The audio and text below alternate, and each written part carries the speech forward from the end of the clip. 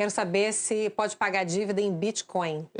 Vamos falar o que é Bitcoin primeiro, então o Sami vai comentar se vale a pena você investir em Bitcoins. O mundo todo está falando de Bitcoins com a recente onda de cyberataques que atingiu pelo menos 150 países. É uma moeda virtual que pode ser mais difícil de ser rastreada, então foi a forma de pagamento escolhida pelos hackers para o resgate dos sistemas que foram sequestrados. A repórter Denise Barbosa vai contar agora para a gente como é que funciona.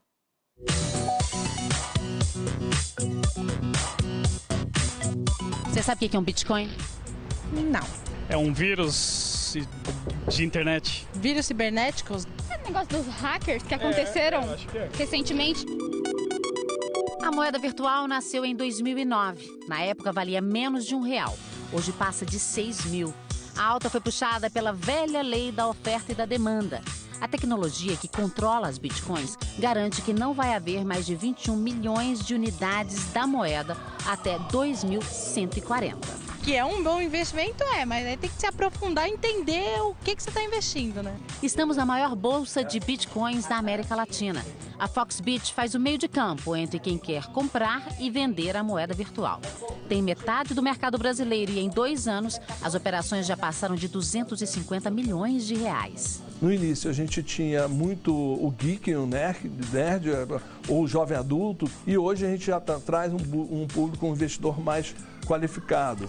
A Foxbit surfou na onda de valorização da Bitcoin. Desde quando a empresa foi criada, em 2014, até hoje, a moeda subiu quase 600%. O impulso deste ano veio com a regulamentação no mercado japonês. O Banco Central brasileiro não reconhece como moeda. Já a Receita Federal vê como um ativo e cobra imposto. Mas quais são os riscos? O Bitcoin, ele simplesmente é transacionado no maior país do mundo, que é a internet. Então, esse investidor, que é um investidor, vamos dizer, mais tradicional, a ideia é que ele faça uma composição, no início, pequena do seu portfólio com o Bitcoin e aprenda, até porque realmente é um ativo que tem uma volatilidade. Vamos dizer que uma bolsa que negocia Bitcoin suma, mas você tem esse teu Bitcoin guardado com a sua chave privada. Você pode ir em qualquer lugar e ter o seu Bitcoin de volta. Por ser um ativo que é extremamente volátil, né? Ele permite uma margem de ganho, caso saiba operar a hora de entrar e a hora de sair. Desde 2014 já tem um acumulado de 4.000%. Mas como também é moeda, a Bitcoin não serve só para investimento. Hoje no Brasil há cerca de 200 empresas espalhadas por vários estados que aceitam pagamento na moeda virtual. Aqui em São Paulo, entre outras, a gente achou estúdio de tatuagem, clínica veterinária, galeria de arte, bar e uma construtora.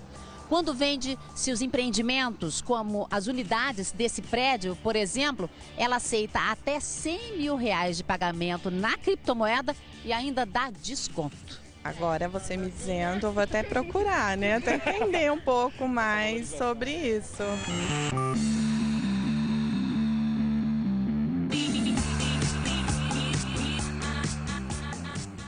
Impressionante, Denise Barbosa encontrou várias coisas que aceitam essa moeda. Vale a pena ter essa moeda, Sami? Olha, a gente pode analisar por 2 pontos de vista. Do ponto de vista do investimento e do ponto de vista em moeda. Uma moeda, para ser considerada moeda, e eu não estou falando de regulamentação, não. Estou falando da propriedade da economia de uma moeda. O que a moeda precisa ter? Reserva de valor. Ou seja, você precisa deixar seu dinheiro lá e depois de um tempo ela manter o valor. Coisa que o Brasil não tinha na época de hiperinflação. A Bitcoin não tem isso, oscila muito.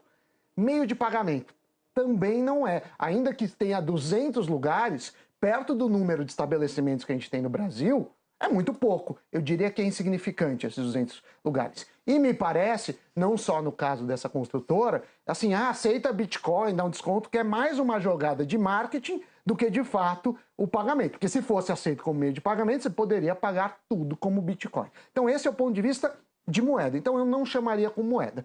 Investimento, o preço subiu. Você pegar qualquer pico... Pois é, subiu muito, né? Subiu, mas aí você tem várias histórias na economia de bolhas. Você tem uma história que é a bolha das tulipas. Um dia eu conto, porque essa é a história mais extensa, que aconteceu na Holanda. As pessoas começaram a ficar malucas por tulipas. A questão é, não tem motivo para ela continuar subindo. Pode subir? Pode, mas é especulativo. Então, o fato de não ter muita demanda, não ter muita oferta, existe um limite de Bitcoin, não garante. Por exemplo, eu não vou citar marca de carro, mas você fala, ó, tem um tal carro amarelo fosforescente, é o único do mundo. Teoricamente, ia valer infinito, porque só tem um, mas não é verdade, porque depende da demanda. Então, eu sou muito...